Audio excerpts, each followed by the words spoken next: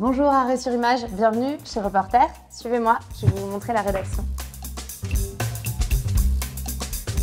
Alors du coup, on vient d'emménager dans ces nouveaux locaux qui sont juste à côté de République. Comme vous pouvez le voir, il y a encore plein de cartons partout, on n'a pas nos étagères. Comme on a beaucoup grandi, aujourd'hui on est 32 salariés, on avait besoin d'un peu plus d'espace pour la rédaction. Donc là, il y a les rédacteurs et les rédactrices. Voilà, donc c'est un petit peu, là, tout ça, c'est le cœur du journal. C'est ici qu'on écrit nos articles. Ensuite, on a un bureau pour les personnes qui s'occupent de la communication. Au fond, on peut voir, on n'a pas encore beaucoup de déco, mais c'est important, c'est notre carte des luttes qu'on a imprimé cet été. On met à jour depuis 2019. Alors, il y a un objet qu'on aime beaucoup chez Reporter, c'est un calendrier qu'on a fait pour les fêtes de fin d'année. En fait, on a décidé de commencer une nouvelle ère à l'abandon du projet de l'aéroport de Notre-Dame-des-Landes. Cette date qui est très symbolique pour le mouvement écologique, donc ça fait 7 ans. Alors aujourd'hui, on est le 28 février, c'est la fête du vote de la charte de l'environnement. C'est pour ça. Et donc, c'est intéressant. Les riches skieurs vont skier de plus en plus haut et veulent, parce que là il y a encore de la neige, parce qu'il y en a de moins en moins ailleurs. Et en même temps, les Syriens, les Soudanais passent là parce qu'en fait, ils ne connaissent pas la montagne. Reporter a une ligne rédactionnelle qui consiste à dire la question écologique est la question politique essentielle du XXIe siècle. C'est-à-dire comment est-ce que les sociétés déterminent leur avenir par rapport aux contraintes dans lesquelles elles sont plongées. Et à partir de ça, on tâche de faire du bon journalisme. Alors ça peut déplaire à des personnes qu'on aille parler des soulèvements de la terre, des gens qui protestent contre des parcs photovoltaïques, des gens qui protestent contre la richesse indigne de Bernard Arnault, contre la destruction du monde qui est en train de se faire, contre la 69. Mais c'est notre travail.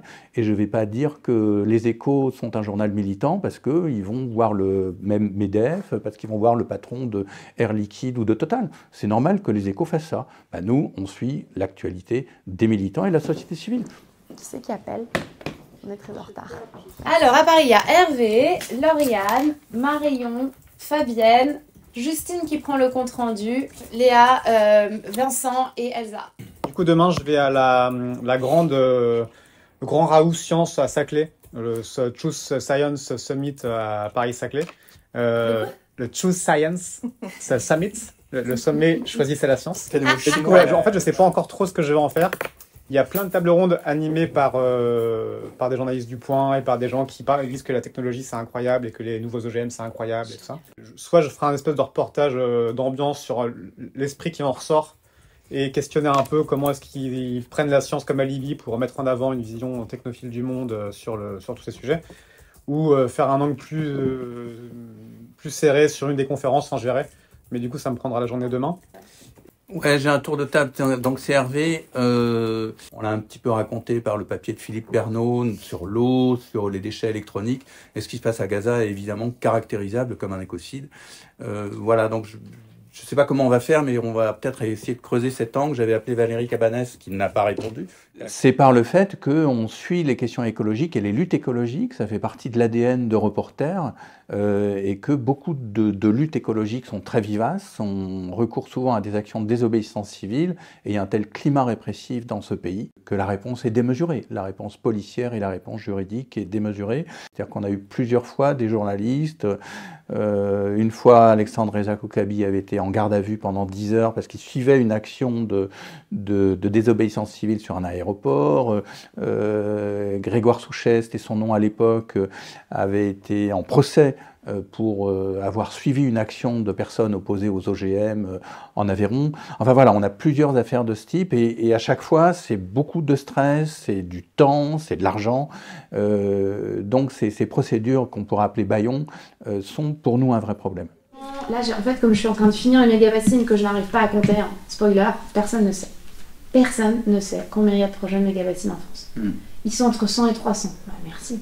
Donc soit je prends 2 mois de boulot, j'appelle toutes les agences de l'eau une par une, voilà. Soit je dis justement c'est un scandale démocratique en fait. Et est-ce qu'on a le temps de monter une enquête là, sur une mégabassine d'ici le 20 mars? Qui se répond là-dessus? Mais c'est surtout que je sais pas si tu arrives à avoir les infos parce qu'en fait... Non, mais on appelle tout le monde. Bah, si on trouve pas l'info, on trouve pas l'info. Mais si on la cherche pas, on est sûr qu'on la trouve pas. On a parfois du mal à voir le contradictoire. Je donne l'exemple sur les méga-bassines, un sujet sur lequel je travaille beaucoup. J'ai beaucoup de mal à avoir des agriculteurs pro-bassines qui veulent bien me répondre.